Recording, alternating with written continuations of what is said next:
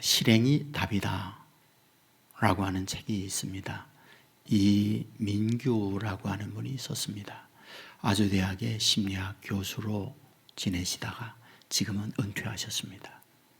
끌리는 사람 1%가 다르다, 이런 책도 내셨습니다. 이 책에서 이분이 이런 얘기합니다. 성공하는 사람들 가만히 보아라. 스티브 잡스, 워린 버핏이나 이런 사람들을 가만히 보아라. 빌 게이츠라든지 헬렌 켈러라든지 테레사 수녀라든지 존경받고 인정받는 사람들을 보면 그들이 놀라운 이상, 꿈을 갖고 있다. 그런데 그 꿈을 꾸고만 있었으면 결코 그런 일을 이뤄낼 수가 없었다. 반드시 그들은 꾼 꿈을 실행으로 옮겼다라고 말을 합니다. 사실 우리 모두가 다 어떤 미래에 대한 꿈을 갖고 있습니다. 하지만 어떤 사람은 이루기도 하고 어떤 사람은 이루지도 못하고 중도에 끝나는 사람들 많습니다. 작신삼일이나 용도삼이나 또는 자포자기라는 말을 이룰 때 많은 경우 사용하는 것을 봅니다. 이러면서 이분이 이 책에 이런 얘기합니다. 자기 개발서에 누구나 긍정의 마음, 꿈을 품어야만 그런 걸 이룬다라고 말을 하나, 여기에서 도전적 발언합니다. 그런 꿈, 그런 긍정의 마음을 갖는다고 결코 이루지 못한다. 그러면서 하는 말, 실행 없이는 불가능하다라고 말을 합니다. 그러면서 자신이 경험한 이야기를 씁니다. 심리학을 전공했기 때문에 심리 상담을 종종 받습니다. 그러면서 자신이 상담한 이야기를 씁니다. 어떤 여인이 자기에게 와서 상담을 합니다. 교수님, 저는 남편 셋과 결혼했지만 결국 한 사람, 두 사람 다 이혼을 해버렸습니다. 첫 번째 남편은 폭력적이었어요. 그렇기 때문에 살 수 없어서 이혼을 했습니다. 두 번째 만남이었죠. 술을 너무 좋아했습니다. 가정 생활에 책임성이 없어요. 제가 일을 하여 제가 먹여 살려야 했죠. 너무 힘들었습니다. 그래서 헤어졌습니다. 세 번째 남자는 사치성이 있었어요. 낭비병이 있었습니다. 벌지는 않으면서 늘 쓰기만 했죠. 결정적인 것은 내가 힘들게 벌었던 돈마저 훔쳐 달아나 버렸습니다. 믿을 때라고는 아무도 없습니다. 남자들은 다 그런가요? 라고 하면서 비판적 상담을 하는 거죠. 그런데 교수님이 여기에서 이렇게 말합니다. 그 여인과 대화하면서 깨달아진 것, 이 여인이 술을 좋아하는 애주가라는 걸 알았습니다. 애주가일 뿐 아니라 다른 사람들과 유흥적 생활에 즐긴다 하는 것도 알았습니다. 세 남자 다 유흥적 관계 속에서 만난 남자들이었습니다. 이분에게 굉장히 중요한 방안을 제시합니다.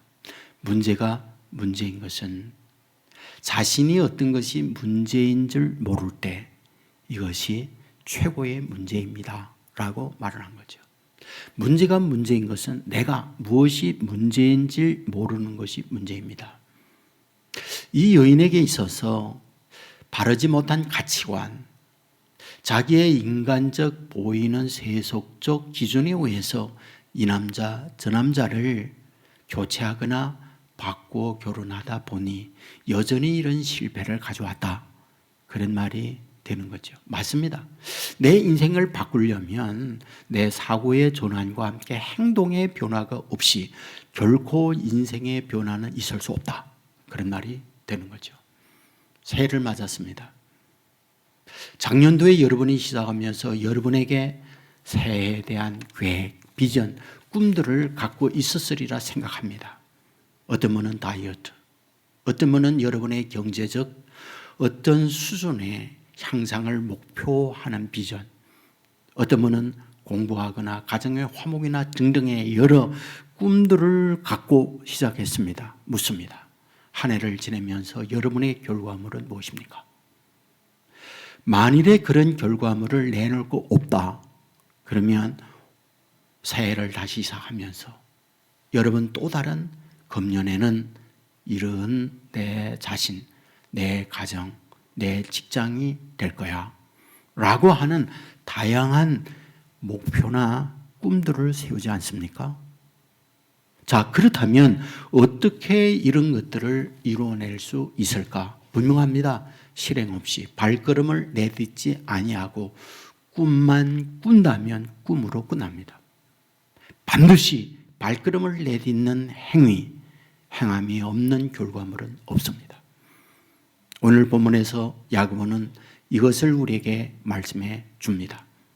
여러분, 성경에 야고보라고 하는 이름을 갖고 있는 분들이 동명, 2인, 3인 여러 된다는 거 아실 거예요. 여러분, 마태복음 10장에 보면 예수님께서 예수님의 제자 선택을 하면서 제자의 이름들을 열거합니다. 그런데 야고보라고 하는 제자가 2명이 등장해요. 한 명은 세베대의 아들 야고보, 한 명은 알베오의 아들 야고보예요. 여러분, 또 다른 야고보가 등장해요. 마태복음 13장입니다. 그곳에 보면 예수님의 동생 가운데 요셉이나 유다를 말하며 야고보를 언급합니다. 자, 그렇다면 이와 같이 성경에 예수님 당시 야고보라고 하는 이름을 여럿 가지고 있었는데 무슨 뜻일까요?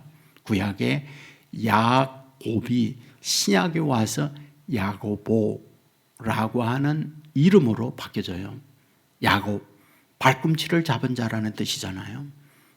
그런데 그들의 이름이 야고보로 바뀌면서 야고보가 많아요. 자, 그렇다면 오늘 야고보를 같이 읽었는데 이 저자는 누구일까 하는 거예요. 여기서 학자들은 예수님의 동생 야고보가 야고보서를 썼다라고 말을 합니다. 그 근거가 뭐냐라는 거잖아요. 그 근거를 성경적 바탕에서 말씀을 드릴 수 있습니다. 여러분, 예수님께서 공생애를 시작하면서 제일 먼저 설교한 곳이 있습니다. 그것이 누가복음 4장에 가면 나사렛 회당에서 말씀을 전합니다. 자, 나사렛은 어떤 곳이요? 예수님께서 성장하고 자란 동네입니다. 그곳에 동네 사람들이 모여서 예수님의 설교를 듣습니다. 어땠을까요? 성경을 보면 설교가 끝난 다음 동네 사람들이 예수님을 낭떠러지로 끌고 갔습니다. 왜? 밀어 죽이려고. 그러니까 예수님에 대한 동네 사람들의 인식이 부정적이었다라는 걸 말씀합니다. 그러면 예수님의 가족은 어땠을까요?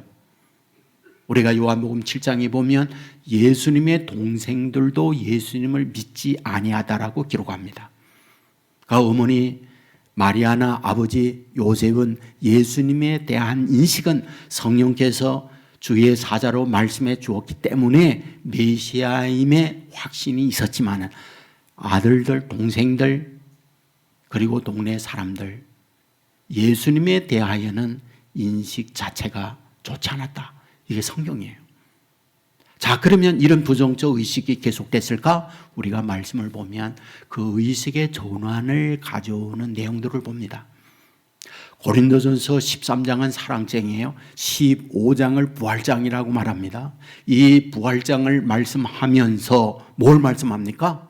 예수님께서 부활하고 난 이후에 500여 형제들에게 자신을 증거하고 나타냈다 말씀해요. 그런데 고린도전서 15장 7절에 보면 야고보에게도 나타났다 이렇게 말합니다. 그러면 그 야고보에게 나타날 때 그 야고보가 예수님의 제자 야고보냐? 아니다라고 학자들은 말합니다. 왜? 다른 곳에는 12 사도에게 예수님이 부활하여 나타났다. 야고보나 베드로나 다 하나같이 통칭하여 말씀합니다. 야고보만 특별히 여기에 언급하고 있을 때 그 야고보는 예수님의 동생 야고보를 말한다 라고 말을 합니다. 그리고 난 이후에 이것을 더 증명하는 게 있습니다. 갈라디아서 1장입니다. 그곳에 보면 바울이 예수님을 만나고 난 이후 아라비아에 가서 3년 동안을 하나님과 영적 교통을 하면서 기도 생활을 합니다. 그리고 난 이후 예수님 만난 바울이 어디? 예루살렘에 올라갑니다. 예루살렘에 올라갔을 때 게바도 만나고 그 다음 주의 형제 야고보를 만났다라고 그래요. 그리고 난 이후 갈라디아서 2장으로 오면 이 야고보를 뭐라고 말하느냐? 기둥 같은 야고보라고 말을 합니다. 그러니까 주의 동생, 주님의 형제 이 야고보가 나중에 교회의 큰 일꾼으로 되어 있다는 걸 말하고 있습니다. 그렇다면 오늘 여기에 있는 이 야고보는 예수님의 동생 야고보가 쓴 거라고 학자들은 말하고 있다. 그런 말입니다. 그렇다면 야고보는 누구에게 이 편지 쓰고 있을까요? 1장 1절에 보면 12 흩어져 있는 사람들에게 보낸다라고 말합니다. 흩어지다 하는 말은 디아스포라예요. 디아스포라라는 말은 자기 동네에서 살 수가 없는 정변이라든지 여러 환경으로 인하여 도망치다 하는 뜻을 갖고 있습니다. 로마의 지배를 받으면서 12집안은 산산이 흩어짐을 말하고 있습니다. 자, 그런데 여기서 로마의 지배로 말미암아 흩어져 있는 모든 유대인들을 지칭하기보다는 지금 야고보가 편지를 쓰는 대상은 믿지 않는 유대교인들에게 편지 쓰는 건 아니다. 예수님을 구세주로 믿는 성도들에게 보내는 편지다. 그러면 여기에 흩어지다라고 할 때 흩어진 그들은 누구였을까라는 거죠. 그것을 사도행전 8장에서 발견합니다. 예루살렘 교회에 큰 박해가 임하죠. 그때에 모든 믿는 이들이 사방으로 흩어졌다라고 말씀합니다. 어떤 사람은 다마스커스, 어떤 사람은 안디옥, 어떤 사람은 저 에베소 등등으로 흩어져 있는데 그 흩어져 있는 믿음의 사람들에게 야고보는 편지 보내고 있다라고 말씀합니다. 그렇다면 이와 같이 믿는 것 때문에 힘들어 흩어진 믿는 성도들을 향하여 야고보가 하고 싶었던 것이 무엇일까라는 거예요. 우리가 야고보 1장을 보면 가장 많이 먼저 시작하는 것이 시험이에요. 1장 2절 말씀에 보면 내 형제들아 너희가 여러 가지 시험을 당하거든 온전히 기쁘게 여기라. 1장 12절에 보면 시험을 참는 자는 복이 있나니 시험 얘기예요. 어떤 시험이요? 학교에서 학생들이 성적을 어느 점수로 얻을 수 있는가 시험 보는 걸 말하고 있잖아요. 여기서 말하고 있는 시험은 박해입니다. 여기서 말하는 시험은 고난이에요. 그러면 이와 같이 흩어져서 고난받고 있는 믿는 성도들에게 편지 보내면서 야고보가 하고 싶은 게 뭡니까? 여러분, 이런 어려움과 고난을 만나고 있을 때 견뎌야 합니다. 그걸 얘기하죠. 그러면 견딜 때 어떻게 견딜 수 있다라고 말합니까? 그것이 1장 21절에 보면 너희의 영혼을 능히 구원할 바 마음에 심어진 말씀을 온유함으로 받아라. 말씀을 붙들고 말씀을 가야 말씀이 여러분들로 하여금 박해를 이기게 합니다라고 해요. 1장 22절에 보면 너희는 말씀을 행하는 자가 되고 듣기만 하는 자신을 속이는 자가 되지 말라라고 말을 합니다. 말씀을 들었으면 그 말씀이 여러분들로 시험을 이기게 하는 힘은 무엇이냐? 말씀대로 살아가야, 말씀대로 행해야 뭐다? 여러분들이 시험, 박해를 이길 수 있습니다. 그 말을 합니다. 그리고 나니요 1장 23절 이하에 보면 말씀을 듣고 잊어버리는 자가 아니요 실천하는 이 사람이 복을 받으리라. 그리고 2장 10절에 보면 누구든지 온 율법을 지키다가 그 하나를 범하면 모두 범한 자가 되나니 라고 말을 해요. 그러면서 2장에 오면 뭐예요? 행함이 없는 믿음은 죽은 믿음이다 라고 말씀을 합니다. 그러면 여기서 우리에게 고민이 생기는 거죠. 어떤 고민이요? 바울이 로마에 있는 교인들, 갈라디아에 있는 성도들에게 편지할 때에 핵심이 뭡니까? 구원은 믿음으로 얻는 거라는 말씀을 합니다. 행함으로 의롭게 될 수 있는 사람 아무도 없다. 믿음으로 의롭게 되고 믿음으로 구원받는다라는 말씀을 해요. 그리고 난 이후 믿음으로 구원받은 사람이 누구냐? 보아라, 아브라함이지 않느냐? 아브라함이 할례 받기 전에 믿는다고 하는 것 때문에 의롭다함을 입었다라는 말씀을 해줘요. 그러면서 복음서 누가복음 23장에 보면 믿음 때문에 구원받는 사람 보아라 라고 증명을 해줘요. 누굽니까? 예수님과 함께 십자가에 못 박혀 돌아갈 때에 2명 더 있었어요. 그런데 2명은 강도입니다. 오만짓 다하여 형법에 의하여 사형, 구형을 내렸고 사형 당하고 있어요. 그런데 한편 강도가 예수님을 온갖 조롱을 다 합니다. 당신이 하나님의 아들 메시아라면서 메시아인 증거 보여봐. 이 십자가에서 내려봐. 그러면 내가 하나님의 아들인 걸 내가 믿지. 온갖 조롱과 야유를 보냅니다. 그런데 한편 강도가 나무라죠. 우리는 마땅히 죄의 형벌로 사형당하고 있다. 그러나 이분은 죄 없는 하나님의 아들이야 라고 말하고는 뭐라고 말해요? 당신의 나라에 임할 때 나를 기억하여 주세요 라고 말합니다. 그때 예수님께서 말씀합니다. 내가 나와 함께 낙원에 있으리라 라고 말해요. 그러면 여기에 낙원에 있으리라 구원입니다. 천국 가는 거예요. 그러면 천국 갈 때 이 강도가 율법적 행위가 있었나요? 선이나 악이나 어떤 적선 이런 것들이 있었나요? 아무것도 없었어요. 죄의 형벌로 사형당하고 있는 그 사형장에서 천국으로 옮겨지는 거예요. 뭐 때문에? 믿음 때문에. 그러므로 마지막 가족이 여러분 눈을 감기 전 복음을 전하고 예수님을 영접하게 하여 천국으로 가게 하는 근거가 그 말씀인 거예요. 그러므로 오늘 우리가 이 말씀을 보면서 뭘 깨닫습니까? 구원은 믿음에 의하여 결정되는 것이지 행위로 결정되는 건 아니다. 그리하여 에베소 교회에 바울이 편지하면서 2장 8절 이하에 믿음으로 구원을 얻나니 행위로 말미암지 않는 것은 누구로 자랑치 못하게 하려 하심이라. 분명한 선을 그어요. 행위로 구원을 얻는다면 내 행위로 말미암아 구원 얻었어 라고 자기 행위를 자랑할 수 있기 때문에 행위로 구원받는 건 아니다. 믿음이다. 오로지 은혜로 말미암아 구원을 얻는다라고 말씀을 하고 있단 말이에요. 여러분 오늘 보면 19절 그 아래 부분에 보면 놀라운 말씀을 하고 있다는 거 아세요? 귀신들도 믿고 안다라는 말을 해요.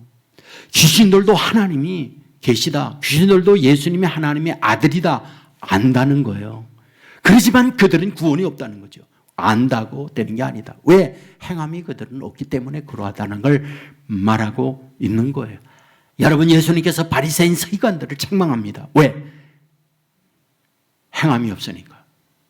화실진저 외식하는 서기관들과 바리새인들이요 외식합니다. 위장해요. 행함이 없는 그들이기 때문에 책망하고 있는 걸 봅니다.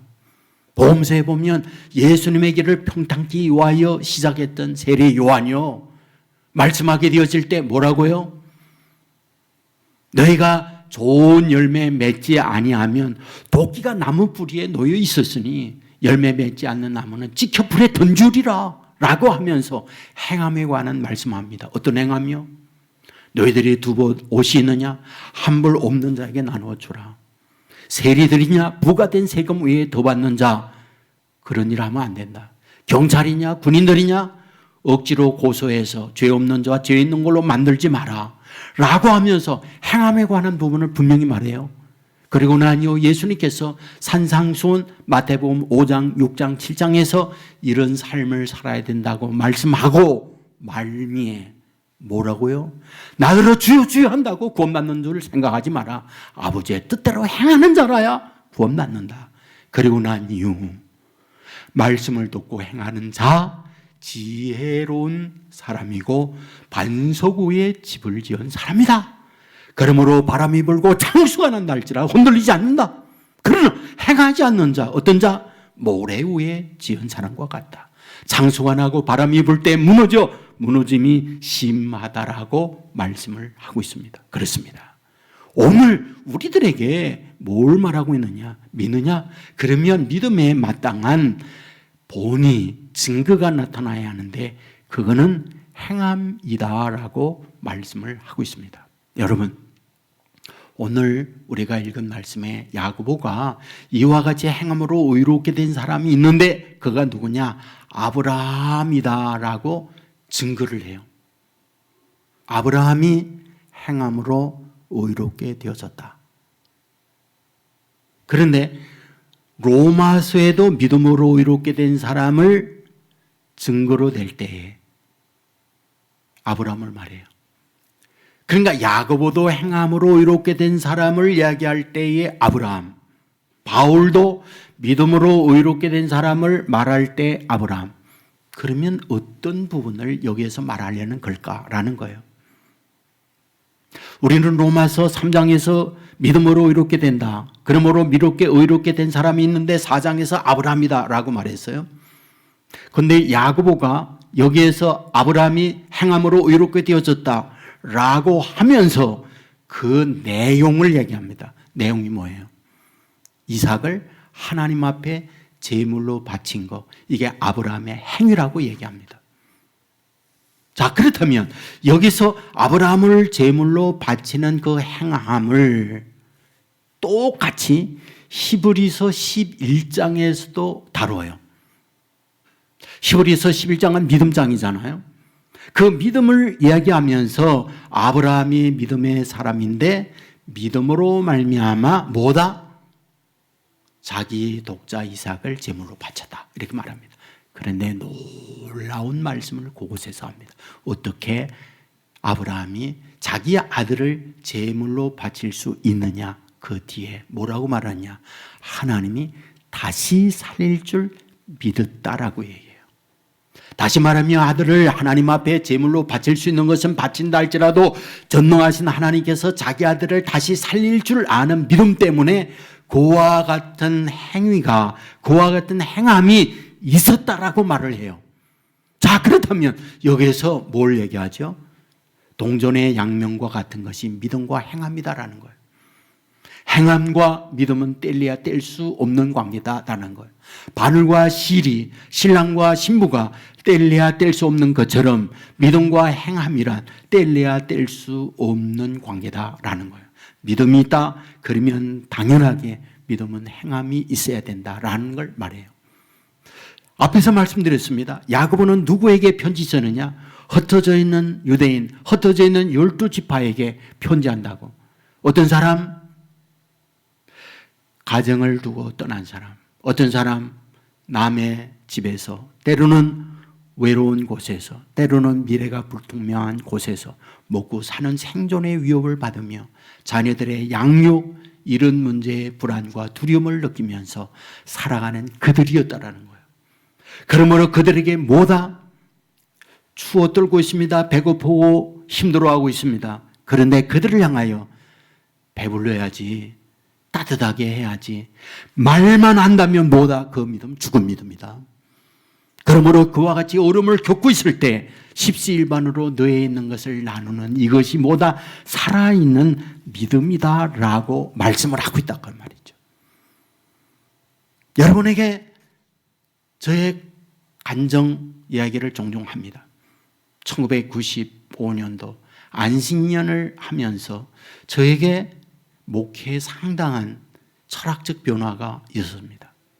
그것은 여호와가 하나님 되심이 교회에 나타나지 않으면 더 이상 교회의 존립 자체가 어렵구나 하는 게 첫째였어요. 두 번째로는 바로 어려운 이웃들에게 우리의 것을 나누어 옥토화되지 않는다면 결코 열매는 거둘 수 없다라는 것이었습니다. 우리가 씨 뿌리는 비유 보면 좋은 땅에 씨앗이 떨어져야 30배, 60배, 100배 열매를 거두잖아요.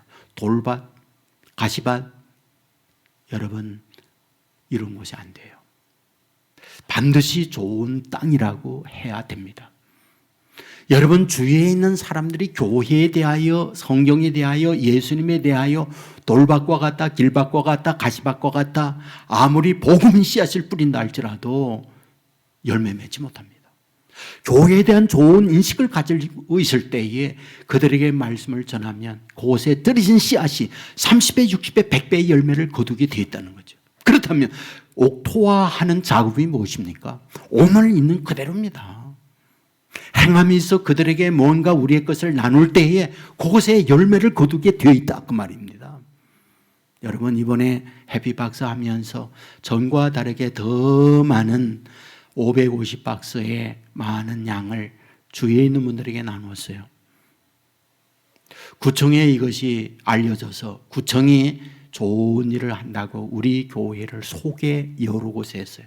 그래서 지면에 또는 인터넷에 해피박스 500박스 전달했다는 내용이 제가 저에게 쭉 모아서 보내온 걸 보니까 10개 이상, 15개 정도의 신문사라든지 매스컴에 우리 해피박스가 소개되어 있는 기사를 읽을 수가 있었습니다.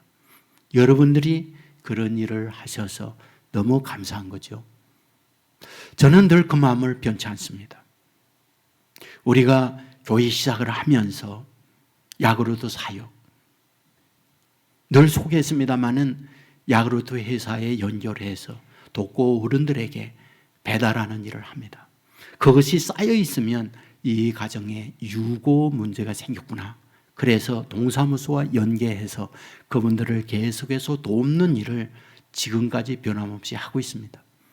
그리고 구청에 수천만 원을 들여서 우리 젊은이들이 직장을 얻지 못하고 힘들어하는 그들에게 함께 돕는 일을 지금까지 계속하고 있습니다. 거기에 여러 가지 우리가 푸른 꼬마의 세상이라든지 등등 많은 일들을 해요. 그런데 더더욱 감사한 것은 여러분 각자가 여러분의 주어져 있는 현장에서 참 아름답게 산다는 얘기를 제가 많이 듣습니다. 그 중에 하나는 새로 오는 교인들이 어째서 우리 교회에 오게 됐습니까? 그분들이 말을 해요. 제 자기 주위에 믿는 분들이 많이 있는데 그 중에 온 세계 교인들은 다르구나 하는 걸 많이 느꼈다. 이 고백을 많이 합니다. 그래서 다른 교인의 모습을 가지고 있는 온 세계 교회에 가야겠다. 그래서 옵니다라는 새신자들이 참 많이 있어요. 저에게 이런 얘기합니다. 이사 갈 때에 구석구석 다 청소하고 장판, 옛날에는 그 비닐 장판을 할 때에 타거나 그러면 그것까지 싹 교체하고 온 세계 교회의 교회는 그대로 두고 이사합니다 라고 말을 하는 분들을 들을 수 있었습니다. 그게 향기입니다. 그것이 행함입니다. 하나님께서 하나님의 자녀들을 통하여 이루고자 하는 이 시대에 저희들을 향한 숙제가 그거예요. 믿느냐? 믿는 자답게 살라. 그게 행입니다. 라고 할 때에 여러분 주께서 함께하고 놀라운 역사를 이루어낸다. 믿으시기를 주의 이름으로 축원합니다. 그런데 우리가요, 히브리서 11장 믿음장이잖아요. 그런데 믿음장을 잘 보세요. 믿음을 말하면서 반드시 믿음의 선진들을 소개할 때 행위를 다 말합니다. 제일 먼저 등장하는 사람이 에녹이에요. 제일 먼저 등장하는 사람이 아벨이에요. 아벨 뭐예요? 하나님 앞에 제사하는 행위가 있었다라고 말을 해요. 두 번째 등장하는 게 에녹이에요. 어떤 사람이요? 300년 동안 하나님과 동행했다. 행위를 말해요. 세 번째 등장 아브라함이에요. 하나님께서 떠나라고 할 때 갈 바를 알지 못하고 떠나는 믿음이 있었다. 행위를 말하고 있어요. 물론 사라라든지 기타 다 나옵니다. 그리고 모세를 말해요. 모세의 믿음을 이야기하면서 공주의 아들이라 칭함을 원치 아니하고 자기 동족과 고난받는 걸 즐거워하여 떠났다. 행위적인 부분을 말하고 있어요. 그 뒤에 여리고 함락, 요단강을 걷는 사건 전부 다 믿음을 말하면서 뭐다? 행함을 말하고 있는 걸 볼 수 있습니다. 그렇다면 무엇일까요? 하나님께서 역사할 때에 믿음으로 발걸음을 내딛는 그들과 살아계신 하나님이 함께하는구나 라는 말씀이라는 거예요. 그러니까 11서 11장에서 우리들에게 말씀하려고 하는 것 믿느냐? 그러면 하나님이 나와 함께 한다는 걸 믿고 발걸음을 내딛는 사람, 이것이 믿음의 사람이라고 말하는구나 라는 거예요. 맞습니다. 믿음으로 행할 때 살아계신 하나님이 함께합니다. 믿으시기를 주의 이름으로 축원합니다. 따라서 합시다. 믿음으로 행할 때 살아계신 하나님 함께합니다. 맞습니다. 믿음으로 행하면 살아계신 하나님 함께합니다. 믿으시기를 주의 이름으로 축원합니다. 저는 천지 만물 창조한 것을 가만히 이렇게 생각해 보아요. 하나님이 우주 만물을 창조하잖아요. 근데 창조된 모든 거요, 전부 다 움직이도록 만들었어요. 지구 만들고 지구가 공전과 자전하여 움직이게 만들죠. 하나님이 새 만들어서 날개 만들었죠. 물고기 만들어 헤엄쳐 다니게 했죠. 동물 만들어 뛰고 움직이도록 만들었죠. 그렇구나. 하나님께서 믿음을 주시면서 산 믿음이란 무슨 믿음? 움직이는 믿음을 말하고 있구나. 그런데 이와 같이 움직이는 믿음을 갖고 있을 때 살아계신 하나님의 능력 역사가 그들과 함께 하는구나 라는 거였어요. 생각해 보세요. 다윗이 골리앗 앞에 물맷돌을 들고 나가서지 않았다면 하나님이 그 물맷돌을 혼자 휙 날아 골리앗의 이마에 맞춥니까? 그럴 수 있어요. 그런데 하나님은 하나님의 자녀가 나서서 물맷돌을 돌리고 있을 때 그곳에 역사하여 물맷돌에 날아가는 방향을 정하고 골리앗 이마에 명중하도록 만들고 있다라는 걸 보여주는 거잖아요. 사무엘상 29장 30장에 보면 다윗이 여러 가지 위협적 공경에 처하는 내용을 봅니다. 먼저는 사울이 자기를 죽이려고 하니까 도망쳐서 국경을 넘어 블레셋 땅으로 갑니다. 블레셋 사람들이 다윗을 보는 순간 뭐예요? 자기의 장군 골리앗을 죽인 원수가 왔다는 걸 알아요. 왕에게 보고하죠. 그때에 다윗이 왕에게 말합니다. 내가 전향했습니다. 이 나라에 와서 당신을 위해서 살기 위해서 왔습니다. 그리고는 당신을 위하여 일한다는 증거를 보여줍니다. 증거가 무엇입니까? 블레셋 나라와 이스라엘 국경에 있는데 국경에 블레셋 사람들을 치고는 그곳에 전리품을 빼앗아 왕에게 바치면서 이게 이스라엘 사람들 쳐서 전리품을 가지고 온 겁니다 라고 말을 해줘요. 그래야 아기스 왕은 이놈이 이제는 내 편이 됐구나 마음 먹어요. 그리고는 이스라엘과 블레셋이 전쟁을 하려고 할 때에 이 다윗 자기 편에 왔으니까 다윗과 함께한 600명을 최전선에 배치를 하게 되죠. 이때 아기스 왕의 참모들이 난리가 났어요. 폐하, 이건 아닙니다. 만약 결정적 순간에 다윗이 돌아서서 우리를 친다면 우리 거창입니다. 그러니 그 계획은 거둬주십시오. 그리하여 거둡니다. 그리하여 다윗은 600명과 함께 자기들이 살고 있는 시글락에 가요. 이게 웬일입니까? 연기가 자욱해. 가보았더니 아내와 자녀들 어디 간데 오리무정 증발해 버렸어요. 그리고 모든 재산 약탈을 당했어요. 600명이 분노하여 다윗을 쳐 죽이려고 해요. 그런데 그때 여러분 어떤 일이 벌어진지 아세요? 하나님을 의지하여 다윗은 발을 내딛고 있다라고 말해요. 어디로? 부솔시내가로. 여러분 부솔시내를 향하여 가고 있을 때 어떤 일이요? 길에 쓰러진 사람을 만났어요. 그가 누구예요? 시글락을 치고 자기 아내 자녀들을 약탈해 가고 인질로 끌려갔던 아말렉 군대의 종이었어요. 병들어 죽을 상황에 있으니까 버리고 간 거예요.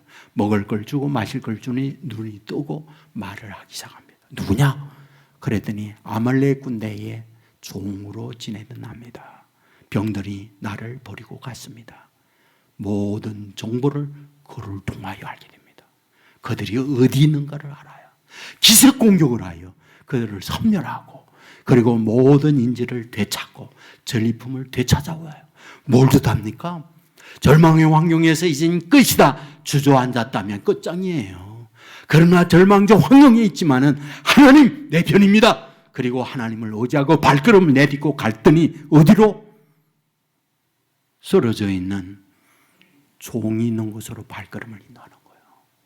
그리고 그를 만나서 모든 정보를 입수하게 만들고 하나님이 함께함으로 모든 인주를 되찾고 전리품을 되찾게 하고 있더라. 이것을 말씀하는 거예요. 오늘 저와 여러분도 똑같습니다. 오늘 저와 여러분의 삶에 크고 작은 일들이 수없이 많아요. 그러나 하나님이 함께한다. 이 믿음을 가졌다면 우리는 발걸음을 내딛는 거예요. 아브라함은 갈 바를 알지 못하고 나서게 될 때 하나님이 인도하여 젖과 꿀이 흐르는 가나안 땅으로 인도했다라는 게 성경이잖아요. 저는 제 가까운 친척 가운데에 시골에서 농사를 하는 게 굉장히 힘들잖아요. 지금은 기계화가 됐지만은 전에는 참 손으로 해. 얼마나 고생스러워요. 그러니까 농사 안 하려고 하는 게 모든 사람이 갖고 있는 생각이에요. 그러니까 이분도 농사는 접고 축산을 해야겠다. 그 축사는 여러 가지가 있지만은 이분은 젖소를 하려고 했어요. 그래서 저에게다가 어린데 계획 이야기를 종종 했습니다. 축사를 짓는데 돈이 얼마, 송아지 한 마리 얼마, 이것을 젖나는 데까지 젖 사려주려면 얼마, 엄청난 계산을 철저하게 계획을 세워요. 예? 그런데 얼마 전에 돌아가셨어요. 그래서 그 장례에 제가 참여를 했다가 그 생각이 주마등처럼 지나가요. 결국은 발걸음을 내딛지 못하고 계획만 하다가 그냥 끝났구나. 참 아쉬운 마음이 있어요. 여러분, 발걸음을 내딛지 않으면 아무 일도 일어나지 않습니다. 시도하지 아니하면 아무 일도 일어나지 않습니다. 여러분, 성경을 가만히 보세요. 저는 에스겔 36장에 보면 하나님께서 유다인들에게 에스겔을 통하여 축복의 약속이에요. 바빌론에 70년 생활 청산한다. 그리고 돌아온다. 돌아올 때 광야에 물이 흐르게 하고 그리고 많은 꽃과 열매를 맺게 해준다. 그리고 가축들을 풍성하게 만들어주겠다. 질병 없도록 만들어줄 것이고 외부의 침략으로 더 이상 너희가 고통하는 일 없도록 만들어주겠다. 등등의 많은 축복을 쏟아붓습니다. 그런데 말미에 하나님이 에스겔을 통하여 주시는 메시지가 있어요. 그래도 너희가 구하여야 받을지니라 라는 말씀을 해요. 이런 하나님의 놀라운 축복의 약속이 있지만 행하는 자가 복을 받으리라. 그 약속이에요. 이게 성경 약속입니다. 예수님께서 제자들에게 말했습니다. 너희들에게 위로 능력 입혀준다. 약속이에요. 그 약속, 그래 능력 입힐 거야. 그리고 끝인가요? 아니에요. 성경 보세요. 그들은 능력이 입힐 때까지 마가의 다락방에 열흘 동안 전혀 기도에 힘쓰니라. 그들이 그러한 수고, 행위가 있을 때 하늘의 불의 혀에 갈라진 것과 같이 성령이 임하고 있음을 말씀하고 있잖아요. 여러분, 믿음의 사람이에요. 믿음의 사람은 믿지 않는 사람과 달라야 해요. 우리의 삶의 모든 것들을 믿지 않는 분들이 저와 여러분을 보면서 믿는 사람 다르네. 증거를 갖고 있어야 합니다. 증거가 무엇입니까? 살아계신 하나님이 저와 여러분과 함께함을 보여줘야 합니다. 살아계신 하나님과 함께함을 보여주는 게 뭡니까? 하나님은 내 편이시고 임마누엘 되신 하나님이 나와 동행한다. 믿고 발걸음을 내딛고 행위를 가질 때에 그 행하는 가운데 살아계신 하나님이 함께한다는 거예요. 역사를 이루어낸다는 거예요. 홍해가 갈려집니다. 여러분, 여리고가 무너지게 돼 있다는 거예요. 그러므로 여러분이 갖고 있는 금년도에 여러분의 마음의 소원 갖고 있잖아요. 끝내지 마세요. 행하세요. 발걸음을 내딛으세요. 연말에 가서 살아계신 하나님 이렇게 나와 함께 했노라 간증의 주인공으로 설 수 있는 저와 여러분 되기를 주의 이름으로 축원합니다. 우리 모두 자리에서 일어나겠습니다.